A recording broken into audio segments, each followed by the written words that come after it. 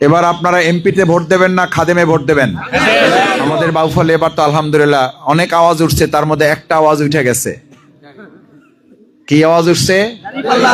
দাঁড়িপাল্লা আওয়াজ তো উঠছেই, তার সাথে একটা আওয়াজ উঠছে ভাইরা যা ভোট দেবে দেবে, এবার মা বোনদের ভোট কোনো দাঁড়িপাল্লায় মিস নাই। এইটা আমাদের একদম জানে শত্রু যে হেও বলে।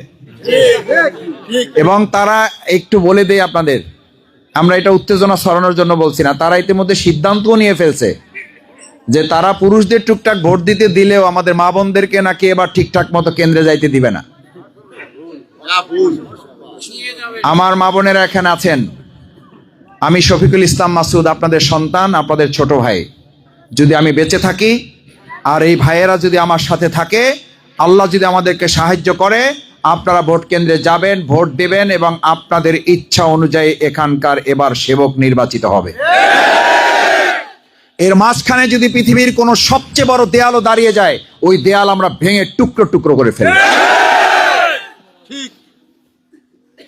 কারণ আগামী ত্রয়োদশ জাতীয় সংসদ নির্বাচনের 12 তারিখ, এটা কোনো তারিখ না, এটা কোনো শুধু একটা ইলেকশন, শুধু একটা নির্বাচন না, এটা একটা যুদ্ধ। কেন যুদ্ধ? রসুল করিম সাল্লাল্লাহু আলাইহি সাল্লামের সময় তীর ধনুকের মাধ্যমে যুদ্ধ করে তখন ইসলামকে বিজয়ী করা হয়েছে। আজকে গণতান্ত্রিক পৃথিবীতে যুদ্ধ ছাড়া ব্যালটের যুদ্ধের মাধ্যমে তীর ধনুকের পরিবর্তে আল্লাহ, আমরা দুর্বল ইমানদার, এই জন্য আমাদের জন্য আল্লাহ কি করে দিছে? সহজ করে দিছে যে তোরা তীর ধনুকের যুদ্ধ পারবি পারবি না তার তো ঠিক নাই, আমি তোদের জন্য সহজ করে দিলাম, যায় ব্যালটের যুদ্ধ করে অন্তত ইসলামটাকে কি করো? বিজয় করো। এবার এই 12ই ফেব্রুয়ারি ত্রয়োদশ জাতীয় সংসদ নির্বাচনে আমরা 12 তারিখে নির্বাচনকে কি শুধু নির্বাচন নেব, এটাকে যুদ্ধ হিসাবে নেব এবং এই যুদ্ধে আমরা বিজয় হব ইনশাআল্লাহ। নারায়ে তাকবীর। মা বোনরা সবাই কয়, ভাই বোনরা সবাই কয়। সম্মানিত ভাইয়েরা, আমার বোনেরা, ইসলামের জন্য আমাদের ভাইদের অবদান আছে, সাহাবাইগণের অবদান আছে, পাশাপাশি আমাদের মা বোনদের অবদান কোন অংশে কম না বেশি? বেশি। ইসলাম বিজয়ের জন্য প্রথম পুরুষরা জীবন দিয়েছে না মেয়েরা দিয়েছে? হযরত সুমাইয়া রাদিয়াল্লাহু তাআলা আনহা জীবন দিয়ে আমাদেরকে শিখিয়ে গেছেন ইসলামের জন্য প্রয়োজনে আমাদের ভাইদের পাশাপাশি শুধু নয়, বরং সবার আগে আমাদের মায়েরা, আমাদের বোনেরা ইসলামের জন্য জীবন বাজি রেখেছে তারা। আমাদের তরুণেরা এখানে আছেন, আজকে শহীদ শরীফ ওসমান হাদির জীবনী এবং তার রুহের মাগফিরাত কামনায় আলোচনা। শহীদ শরীফ ওসমান হাদি একজন ব্যক্তি, তিনি দলের তেমন বড় কোনো দলও না, তার দলের নাম এখানেই হয়তো অনেকে বলতে পারবেন না। তার বয়স মাত্র 33 বছর। 33 বছরে তিনি বাংলাদেশের প্রান্ত ছাড়িয়ে গোটা পৃথিবীতে তার নাম তিনি ছড়িয়ে দিয়েছেন। নামের মাধ্যমে না কাজের মাধ্যমে? কাজের মাধ্যমে। তার মানে প্রমাণিত হয় পোস্ট, পদবি, ডেজিগনেশন, স্ট্যাটাস, এমপি, মন্ত্রী, এগুলো বড় নয়, বরং একটা মানুষের জীবনে কাজই হচ্ছে সবচেয়ে বড়। আমি আপনাদের কাছে সন্তান হিসাবে বলছি, বিগত 15 বছর আমার নামে 350 মামলা দেওয়া হয়েছে। 4.5 বছর তার মধ্যে আমি শুধু জেলখানায় থেকেছি। কিন্তু মজার ব্যাপার, আপনারা জানেন কিনা শুনেছেন হয়তো, যে আমি আমার এই 350 মামলা জেলখানায় আমাকে গ্রেপ্তার করে নিয়ে যাওয়ার পর 7 মাসের মধ্যে এগুলো জামিন হয়ে গেছে, কিন্তু আমার থাকতে হয়েছে 4.5 বছর। প্রথমবার বের হয়েছি, জেলগেট থেকে গ্রেপ্তার করে আমাকে নিয়ে 4 দিন শুধু পিছনে হাত বেঁধে রেখে দেওয়া হলো। আমি বললাম আমার আইনজীবী জানে, বলছে পৃথিবীর কেউ জানে না, কারণ আপনাকে আর জেলখানায়, বাসা তো দূরের কথা, আপনাকে জেলখানায় আর আমরা দেব কিনা সেই সিদ্ধান্ত আমরা এখনো নেই। আমি বললাম এটা পৃথিবীতে মানুষের কি অধিকার? বলছে আপনাদের আবার অধিকার কি? 4 দিন রাখার পর আমাকে নতুন একটা মামলা দায়ের করে দিল। মামলায় উল্লেখ করা হলো রামপুরা ব্রিজের নিচ থেকে আমাকে ককটেল সহ গ্রেপ্তার করছে, অথচ আমাকে নিয়ে আসছে কোত্থেকে? জেল গেট থেকে আমাকে ধরে নিয়ে আসছে। এবার আমি নতুন করে হাইকোর্টের একটা অর্ডার করলাম, আপনারা অনেকে জানেন, নো অ্যারেস্ট নো হ্যারেস, অর্থাৎ এবার সে বের হইতে চাইলে তাকে যেন কোনো গোয়েন্দা সংস্থা, প্রশাসন তাকে যেন আর অ্যারেস্ট তো দূরের কথা, তাকে যেন হয়রানিও না করে। এক হাতে কোরআন শরীফ আর এক হাতে ওই কাগজটা নিয়ে আবার 3 মাস 4 মাস পর ওই একটা মামলা জামিন করাইতে আমার 3 মাস লেগে গেল। জামিন করানোর পর আরো 3 মাস পর আমাকে শুধুমাত্র কাগজটা পাইতে সময় লাগলো, বের হইলাম। আমি বলছি এই কথা এই জন্য ভাইয়েরা, এই 6 মাস পর আবার যখন বের হলাম, এক হাতে কোরআন শরীফ দেখানোর জন্য নেই ওই কোরআন শরীফটা আমি জেলখানায় বসে এত বেশি পড়েছি যে ওটা আন্ডারলাইন করে করে পড়তে পড়তে ওটার প্রায় শব্দগুলো আমার মুখস্থ হয়ে গেছে, যার কারণে ওটা আমার কাছে থাকলে ওটা আমার কাছে পরিচিত ছিল।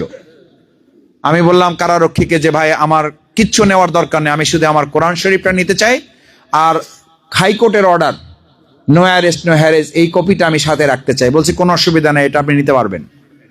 নিয়ে বের হয়েছি, আমার সামনে দিয়ে একের পর এক আসামি বের হচ্ছে, আমাকে বের করা হচ্ছে না। আমি বললাম ভাই আমার অসুবিধা কি? বলছে আপনি ভিআইপির মর্যাদা বুঝছেন? 3:30 নিয়ে গেছে, আমাকে সন্ধ্যার আগেও বের করছে না। আমার সওয়াব যেন নষ্ট না হয়, আমি রোজা ছিলাম। সন্ধ্যা যখন হয়ে যায় আমি বললাম ভাই রোজার ইফতারির তো সময় হয়ে যাচ্ছে। বলছি ইফতারি চিন্তা পরে করেন, বাঁচবেন কিনা তারই ঠিক নাই। কতটা অমানুষ হলে, কতটা পাশবিক চিন্তা থাকলে একজন মানুষ রোজাদার অবস্থায় তার সাথে এই ব্যবহার করে। ইফতারির ঠিক আগ মুহূর্তে আমার সামনে দিয়ে 5 জন 10 জন গ্রুপ বের হয়ে যাচ্ছে, আমাকে একা বের করার সিদ্ধান্ত নিল। তখন আমি বুঝছি সামথিং হ্যাপেন, সামথিং রং, কোনো একটা প্রবলেম হয়েছে। আমাকে একা ডাকা হলো, নাম ঘোষণা হলো শফিকুল ইসলাম মাসুদ। 1 পা দিলাম গেটে, দেওয়ার সাথে সাথেই একজন আমার চোখ বেঁধে ফেললো, একজন পিছন থেকে আমাকে হ্যান্ডকাপ পরালো, গাড়িতে উঠালো। ফোনে বুঝতেছি আমি আলোচনা হচ্ছে যে আমাকে ক্রস ফায়ারের জন্য তারা প্রস্তুতি নিচ্ছে। আমি গাড়িতে উঠে বললাম যে ভাই আমার কাছে তো কোর্টের অর্ডার আছে, হাইকোর্টের অর্ডার। বলছে হাইকোর্টের অর্ডার রাখেন, আপনার হাইকোর্টের অর্ডারের পাওয়ার হচ্ছে 1 বিঘত, আর আমাদের পাওয়ার হইলে পুরা হাত। ওই আলোচনা করে লাভ নাই, রাখেন ওটা। আমি বললাম ভাই রোজা ছিলাম, একটু পানি দিলে ভালো হয়। বলছে বাঁচলেন না, পানি খাবেন, খাওয়ার সময় আছে, যদি বাইচা থাকেন খাইতে পারবেন। আমার ভাইয়েরা, আমি সেই অবস্থাতেও জেলখানায় থেকে এই বাউফল এই কালাইয়ার জন্য যখন রমজান মাস আসতো, ঈদের সময় আসতো, কোরবানির সময় আসতো, আমি ভাইদের সাথে আলোচনা করে এই এলাকার মানুষের জন্য আমি চেষ্টা করেছি আপনাদের সাথে থাকার জন্য। আপনারা আমার জন্য অনেকে রোজা রেখেছেন, অনেকে তাহাজ্জুদ পড়ে, আমার মা বোনেরা এখানে আছেন, আমার মাইকের আওয়াজ যারা শুনছেন। আমাকে আজকেও এক বোন আমার সাথে দেখা করে ফোনে বলেছেন ভাই আপনি দুশ্চিন্তা করবেন না, আপনি আমাদের সেই ভাই যার জন্য আমার বাবার জন্য যখন আমরা তাহাজ্জুদ পড়ে চোখের পানি ফেলতাম, তখন আপনার নাম ধরে আল্লাহর কাছে দোয়া করে চোখের পানি ফেলতাম, আর বলতাম এই ভাইটা জামাতের ভাই না, এটা আমার ঘরের ভাই, এটা আমার নিজের আপন ভাই। আল্লাহ এই ভাইটার আমাদের মাঝে ফেরত দেন, আপনারা আমরা ফেরত পাইছি, আপনাকে আমরা আর হারাইতে দেব না। আপনি হারবেন না, আপনি জিতবেন।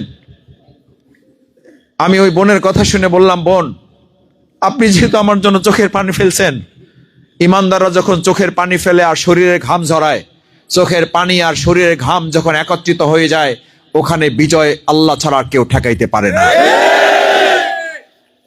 এই বাউফলে আপনারা আপনার জন্য যারা চোখের পানি ফেলেছেন, আমি ক্ষুদ্র মানুষ, আমি গুনাহগার, আমার জন্য যারা নফল রোজা রেখেছেন, আমার জন্য অনেকে আমার প্রতিপক্ষ আমাকে ভালো জানেন না, এরকম পরিবারও আমার জন্য জিলাপি দিয়ে মসজিদে মিলাদ পড়িয়েছেন যেন এই ছেলেটা দ্রুত জামিন পেয়ে যায়।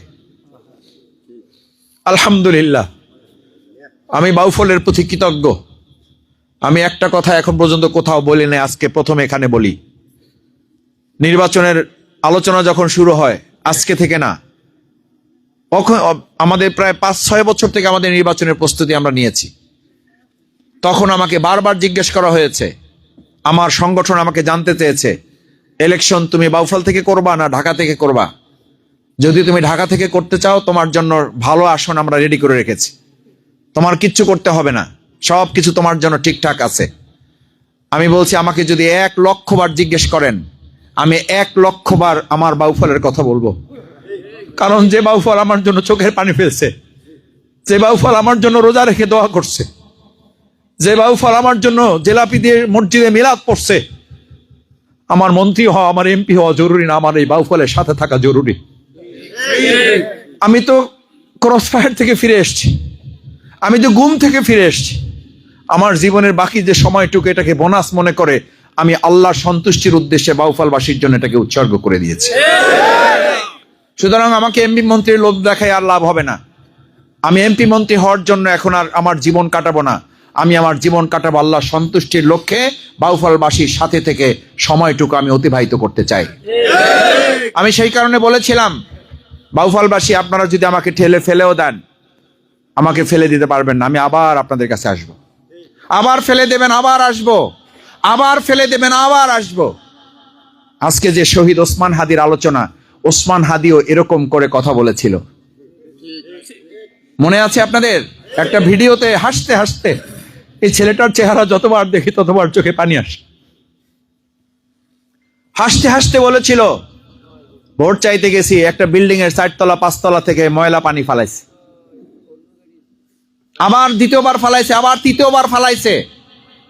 ওই ছেলেটা এরকম বিল্ডিং এর দিকে তাকায় হাত দিয়ে হাসতে হাসতে বলছে, আপনি আবার ফালাবেন, আবার আসবো, আবার ময়লা দিবেন, আবার আসবো, কিন্তু আপনি ভোটটা দিয়েন।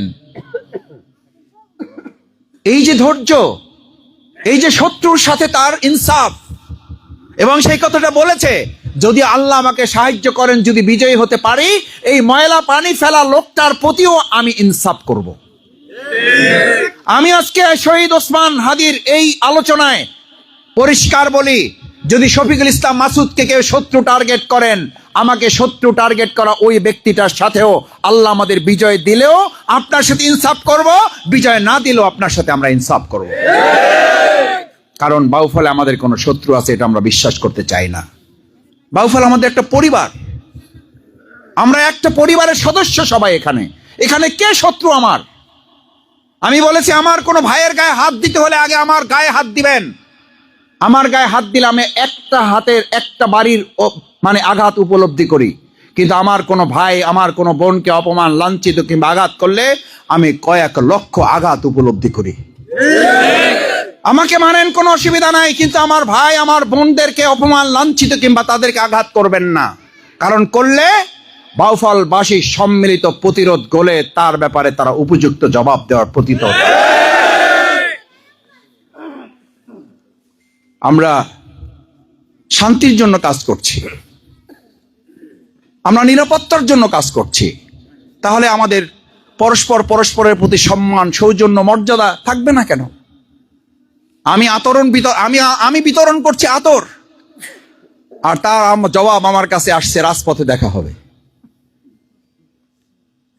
কোনো অসুবিধা নাই। বাউফলের মতো জায়গায় যদি রাজপথে আমাদের দেখা করতে হয়, ইনশাআল্লাহ আমরা দেখা করার জন্য প্রস্তুত আছি। বাউফলে তো রাজপথই নেই, রাজপথ যেখানে আছে ওখানে যিনি বলেছেন, যারা বলছেন তারা ঢাকার রাজপথে থাকেন নাই, রাজপথে আমরা থেকেছি। রাজপথ কাকে বলে, কত প্রকার, কি কি আমাদের জানা আছে। এখানে যতজন উপস্থিত তার চেয়ে কয়েক গুণ পুলিশের মধ্যে থেকে বক্তৃতা করে তারপর ওখান থেকে বুক ফিলে বেরিয়ে এসেছি। রাজপথ আমরা চিনি, গলিপথে বেশি রাজপথের হুমকি দেওয়া যায় না। আমরা হুমকি ধমকিতে বিশ্বাস করি না। আমাদের কাজ করব, আপনি আপনাদের কাজ করবেন, মানুষ ভালোটা বেছে নেবে, এই তো। আমাকে অনেকে বলে, ভাই কি হইলো? আমি বললাম, কেন? বাজারে গিয়ে যদি দেখেন ইলিশ মাছের একটা দোকান, আর একদিন গিয়ে যদি দেখেন যে ইলিশ মাছের 5টা দোকান, একটা দোকান দেখলে ভালো লাগে না, 5টা দেখলে ভালো লাগে, কারণ আপনি বাছাই করে কিনতে পারবেন। এখন মাছের দোকানদার আপনাকে পাইয়া আপনার উপরে যদি হামলা করে যে না আমারটাই নিতে হবে, বাধ্য আপনি, আমি এখানকার প্রভাবশালী মাছ বিক্রেতা, এরকম মাছ বিক্রেতা কোথাও দেখছেন নাকি আপনারা? কিন্তু এরকম ভোট বিক্রেতা আমাদের সমাজে আছে। আমাকেই দিতে হবে ভোট, নাহলে কেন্দ্রে যাওয়া যাবে না। আমি একটা কথা মাঝে মধ্যে বলি, এবার আলহামদুলিল্লাহ বাউফলে আপনাদের একটা নৈতিক বিজয় ইতিমধ্যে হয়ে গেছে, বাকিটাও হবে। কি বিজয় হয়েছে? এখন রাস্তাঘাটে বলে কয় যে জামাত ভোট এবার বেশি পাবে, কিন্তু রক্ষা করতে পারবে না। ইমানদারদের আলোচনা হবে, মুসলমানদের আলোচনা হবে, জান্নাতের আলোচনা থাকবে না? থাকবে না? না থাকলে বরং বুঝতে হবে আমাদের কপাল পুড়ছে। ঘন্টার পর ঘন্টা মুসলমানরা আলোচনা করবে, সেখানে জান্নাতের আলোচনা হইতে হবে না ভাই? আমাদের টিউবওয়েল দরকার, রাস্তা দরকার, স্কুল দরকার, কলেজ দরকার, জান্নাত দরকার নাই? তাহলে 3 ঘন্টার একটা প্রোগ্রাম হবে, সেখানে টিউবওয়েলের আলোচনা হবে, গমের আলোচনা হবে, টিনের আলোচনা হবে, রাস্তার আলোচনা হবে, সেতুর আলোচনা হবে, নদী ভাঙনের আলোচনা হবে, তরমুজ রক্ষা করার আলোচনা হবে, ধান রক্ষা করার আলোচনা হবে। শুধু ঈমান রক্ষা করা, জান্নাত রক্ষা করা, জাহান্নাম থেকে বাঁচার আলোচনা হওয়া লাগবে না? লাগবে না? এই আলোচনা করলে যদি আমাদের জান্নাতের টিকিট বিক্রি করা বলে, তাতে আমাদের কিছু যায় আসে? বরং যারা জান্নাত এবং জাহান্নামের আলোচনা করে না, তাদের থেকে মানুষ আস্তে আস্তে দূরে সরা শুরু করছে। কারণ আমাদের টিন যেমন লাগবে, গম যেমন লাগবে, রাস্তা যেমন লাগবে, জমি রক্ষা করা যেমন লাগবে, ফসল রক্ষা করা যেমন লাগবে, সেতু যেমন লাগবে, নদী ভাঙন রোধ করা যেমন লাগবে, তেমন আমাদের ঈমান রক্ষা করা লাগবে।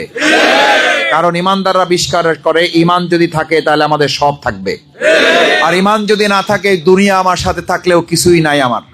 আমি বহুদিন থেকে বলে আসতেছি, 53 বছর স্বাধীন হয়েছে, 54 বছরে আমরা আছি দেশ স্বাধীনের। আমরা এই 54 বছরে বহু এমপি বানাইছি, এবার আমরা বানাবো সেবক, আর জনগণকে বানাবো এমপি। একটা বছর একটু চেষ্টা করে দেখেন, দেখেন এই কথার সাথে মিল পান কিনা। এমপি হবে বাউফলের 4.5 লক্ষ মানুষ, আর একজন ব্যক্তি হবে তাদের খাদেম। ইসলামের সোনালী যুগে এটাই হয়েছে। মানুষ ছিল সেখানকার শাসক। খলিফাতুল মুসলিমিন ওমরে ফারুক রাদিয়াল্লাহু তাআলা আনহু ছিলেন খাদেম। আমি যার কাছে কথা বলি, কয় মাসুদ ভাই ভোট নিয়ে চিন্তা করা লাগবে না, খালি রক্ষা করতে হবে। আমি বললাম, কেন? কইছে ওরা।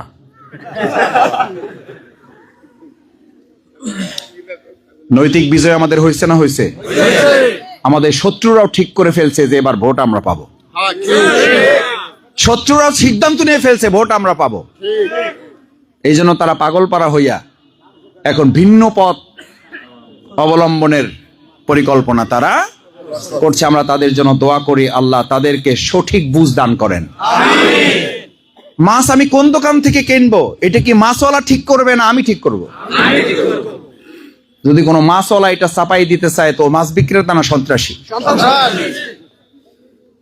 আমার ভাইয়েরা, আমার মায়েরা, আমার বোনেরা, একটু দোয়া করবেন আমাদের সবার মধ্যে যেন সহনশীলতাটা আমরা বজায় রাখতে পারি, আমাদের ভালোবাসাটা যেন থাকে, আমাদের সম্মানটা যেন থাকে।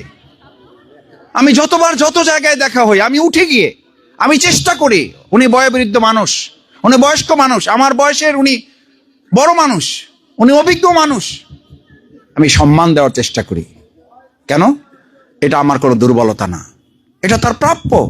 কিন্তু কোন সম্মান দেওয়ার পর যদি সেই সম্মান যথাযথভাবে কেউ গ্রহণ করতে ব্যর্থ হয়, এই ব্যর্থতার দায়ভার আমার নাই, ব্যর্থতার দায়ভার তার। আপনারা যত ভিডিও দেখবেন, আমি এটা দেখানোর জন্য না, আমি শুধু ওনার সাথে না, আমি একজন রিক্সাওয়ালা সম্মানিত, একজন কৃষক, একজন শ্রমিক। আমাকে অনেকে বলে, মাসুদ ভাই আপনি এরকম জড়াইয়ে ধরেন কিভাবে, আপনি এভাবে জড়াইয়ে ধরেন কিভাবে? আমি বললাম, আমি তাকে তো রিক্সাওয়ালা মনে করি না, আমি তো তাকে আমার ভাই মনে করি, আমি তো তাকে শ্রমিক মনে করি না, আমি তো তাকে আমার পিতা তুল্য মনে করি। আমার পিতা নাই, আমার পিতাকে পাইলে যেটা করতাম, আমি আজকে শুক্কুর ভাইকে সভাপতি হিসাবে তার হাতে চুমা দেই নাই, তার হাতে চুমা দিছি আমার বাবাকে কল্পনা করে। এই ভালোবাসা যদি আমাদের মধ্যে না থাকে, আমাদের গমে চলবে, টিনে চলবে, আর গম ডাল টিন কিছুই যদি না থাকে, আমাদের এই ভালোবাসা থাকলে আসমান জমিনের বরকতের দরজা খুলে দিয়ে আল্লাহ বাউফলকে সমৃদ্ধ করে দেবে। আমাদের কারো দ্বারস্থ হইতে হবে না, আমাদেরকে বরকত দেওয়ার মালিক কে? বরকত তখন আসে যখন নিজেদের মধ্যে নিজেদের উখওয়াত, ভ্রাতৃত্ববোধ, ভালোবাসা সমৃদ্ধ হয়। আল্লাহ তখন বলেন, ওদের বরকতের সমৃদ্ধি দিয়ে দাও। আমরা বরকতের লড়াই করি, আর তারা পরস্পর নিজেরা নিজেদেরকে হত্যা করার লড়াই করে। ভাই আমি মাঝে মধ্যে আফসোস করি, 2024-এর 5ই আগস্টের পর সমালোচনার জন্য বলছি না, বুঝার জন্য। বুঝতে তো হবে, একটা দল তার নিজের মধ্যে লড়াই করে 200-র উপরে নিজেদের লোককে হত্যা করে ফেলেছে। যে দল তার নিজের লোকের নিরাপত্তা দিতে পারে না, সেই দল এই বাউফলে 4.5 লক্ষ মানুষের নিরাপত্তা দিতে পারবে? যে দল নিজের শৃঙ্খলা রক্ষা করতে পারে না, আমি বলি ভাই সেবক হওয়ার জন্য রাস্তায় আগুন ধরাইতে হবে কেন? খাদেম হওয়ার জন্য রাস্তায় স্লোগান দিতে হবে কেন? আমরা তো বাংলাদেশ জামাত ইসলামী, আমাদের প্রার্থী 10 জন, 6 জন, 3 জন, এই পর্যন্ত শুনছেন যে এটা নিয়ে কামড়াকামড়ি আছে? কেন নাই জানেন? আমি শফিকুল ইসলাম মাসুদ বহুবার আলোচনা করেছি, ভাই আমার এখান থেকে ছুটি দেন, আমারে মাফ করে দেন ভাই, আমার চেয়ে কোনো ভালো মানুষ খুঁজেন, অনেক আছে, তাদেরকে দেন, আমি তার কর্মী হয়ে কাজ করব। আল্লাহ সাক্ষী, আমি প্রায় আমার পরিবারের সাথে আলাপ করি, আমি যে কেসেমের মানুষ, কেসেম বোঝেন তো, যে পদের মানুষ, এই লেভেলের মানুষের দ্বারা এগুলো সম্ভব না, এগুলো আমার সাথে যায় না। কেন বলেছি জানেন? আমি এই পদের মানুষ না, আমি একটু লুকায়ে থাকা লোক। আমি যে এই যে এত আমাকে দেখতেছেন না, আমি যখন ক্লাস 9-এ পড়ি তখনও আমার মা আমাকে, আমার আব্বার সহকর্মী মানে টিচার বাড়িতে বেড়াইতে আসলে আমাকে ঘরের আড়াল থেকে ডাইকে নিয়ে বলতো যে বাপের নামটা কিন্তু ঠিক মতো বলবা। আমি বললাম কি বলবো? বলবা অধ্যাপক সিরাজউদ্দিন খান। আমি বললাম আচ্ছা ঠিক আছে। 4 বার মুখস্থ করতে করতে স্যারের কাছে যাই বলছি আমার বাপের নাম দেরাজ খা। আর যায় কোথায়? ঘরে যাওয়ার পর মা বলছে কি বলছো? আমি বললাম বলছি দেরাজ খা। বলছে তোর তো সম্মান নাই, তোর বাপের সম্মানটা তুই শেষ করে দিলি। আমি বললাম আমি ওখানে যাই তো সবই ভুলে গেছি। আমি এই কথাটা কেন বলছি জানেন? শুধু বলার জন্য বলি নাই। আমি আজকে এখানে আপনাদের সাথে শুধু এমপি, মন্ত্রী কিংবা এরকম কোন একটা পোস্ট পদবীর জন্য আমি এখানে আসিনি। আমি আসছি আমার উপরে আল্লাহ প্রদত্ত দায়িত্ব পালন করার জন্য। আমি আকিমুস সালাতের জন্য সালাতুল মাগরিব যেমন আদায় করেছি, এটা আল্লাহর দায়িত্ব। এখন যে আলোচনা করছি এটা আকিমুদ্দিন, আল্লাহর জমিন, আল্লাহর দিন বিজয়ের দায়িত্ব। আল্লাহ সাক্ষী করে বলছি আমার মায়েরা, বোনেরা, যদি এখান থেকে পালাবার কোনো পথ আমাকে কেউ দেখাতে পারে, আমি এখন এই অবস্থায় এখান থেকে সবকিছু ছেড়ে আমি চলে যাব, কিন্তু আমাদের সামনে পালাবার কোনো পথ নাই। কারণ এটা কার দায়িত্ব? আল্লাহর দায়িত্ব। এই দায়িত্ব যদি আমরা ছেড়ে দেই তাহলে আমাদের অসৎ নেতৃত্ব আবার আমাদের উপরে চেপে বসবে, আবার আমাদেরকে নির্যাতিত নিপীড়িত হতে হবে, আবার জমিদার ফসল আর একজনের, এই অবস্থায় আমাদেরকে থাকতেই হবে।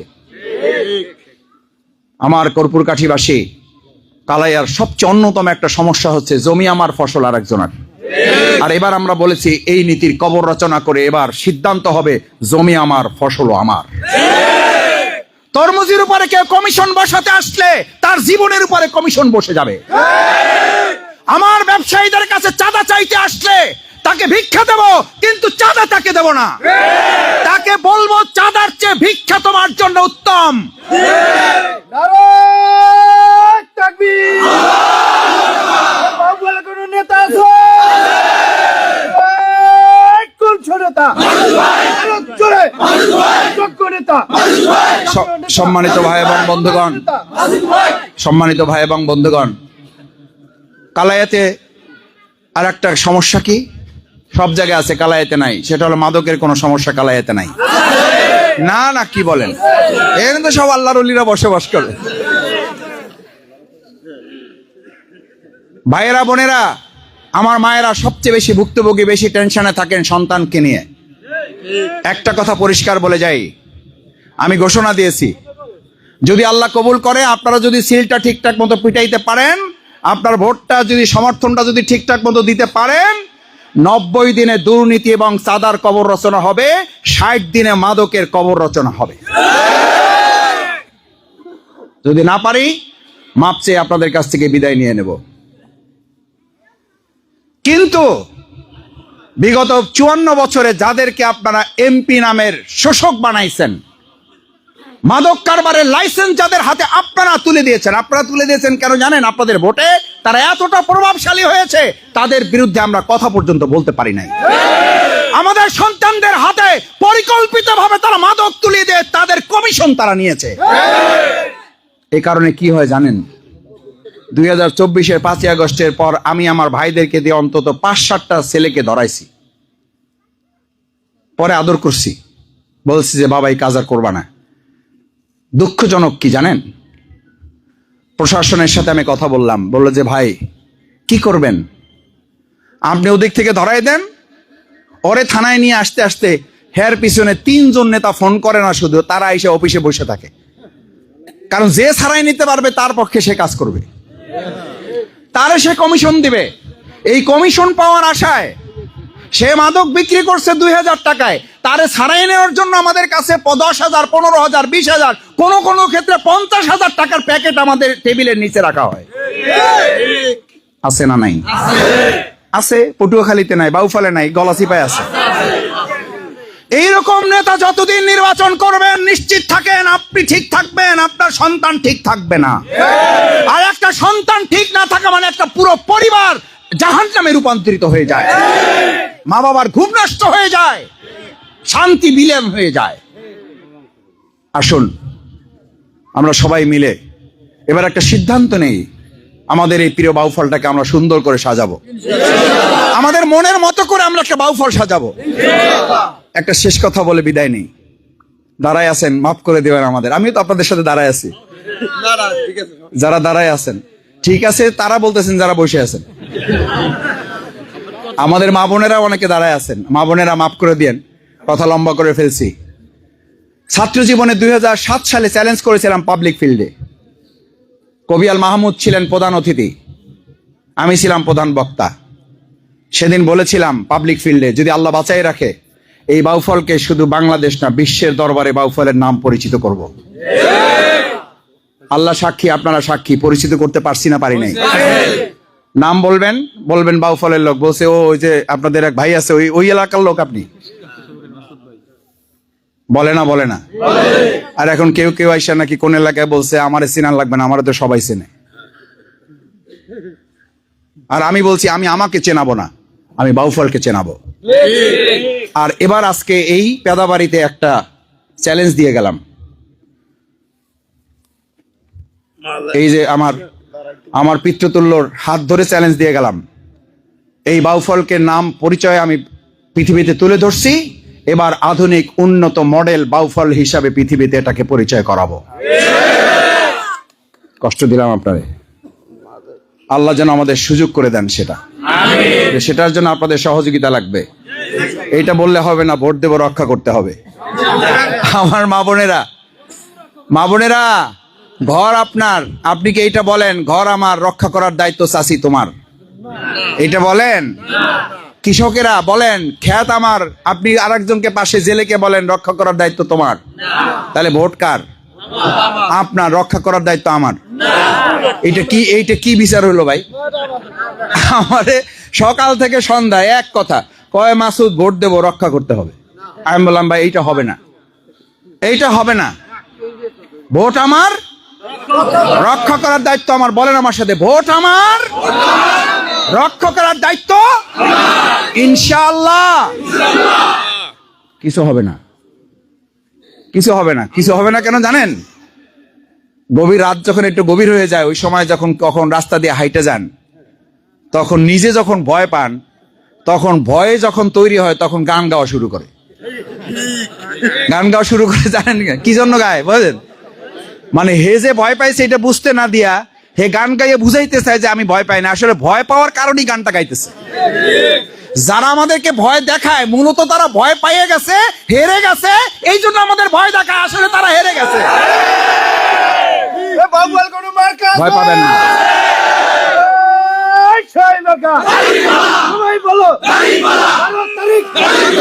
ভয় পাবেন না, ভয় পাবেন না। আসলে ভয় পাইয়ে গেছে, ওই জন্য আপনাদেরকে এখন গান গাইয়ে ভয় দেখায়। আমরা এই গানে এবার হারবো না ইনশাআল্লাহ। বাউফলবাসী এবার পরিবর্তন চায়, শুধু বাউফল না, সারা দেশ। আলহামদুলিল্লাহ ঢাকা বিশ্ববিদ্যালয়ে পরিবর্তন হয়েছে না হয় নাই? জাহাঙ্গীরনগরে হয় নাই, রাজশাহীতে হয় নাই। আমি ওখানকার ক্ষুদ্র গুণাগার গোলাম, ওখান থেকে পড়াশোনা করে আসছি। চট্টগ্রাম বিশ্ববিদ্যালয়ে পরিবর্তন হয় নাই। সর্বশেষ বলছিল আমরা সবাই এখন দেশে চলে আসছি, জগন্নাথে আর পরিবর্তন হবে না। না, হয় নাই, হয় নাই, কারণ সবাই তো চলে আসছে। এখন তো পরিবর্তন হবে না। আলহামদুলিল্লাহ জোরে সোরে বলেন। শুধু পরিবর্তন হয় নাই, ভূমিদশ না, ভূমিদশের চেয়েও পাহাড় দশ।